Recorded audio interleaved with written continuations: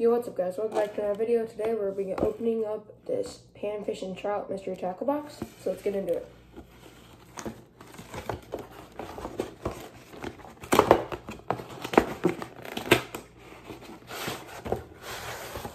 There we go.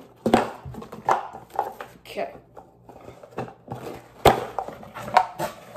First up, got this sticker. It's pretty cool. It's an alien. Next, a nice little jerk bait. Could be used for bass too. And then we have a rooster tail. Pretty cool.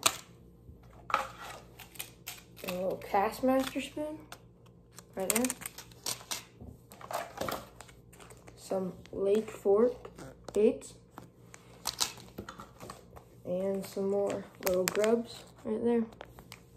And then, of course, it shows you like instructions on how to fish it and what's in the box. So it was $20 and I think we made our money back. So yeah, thanks for watching guys. Thank you for 600 subs this year. And yeah, peace out.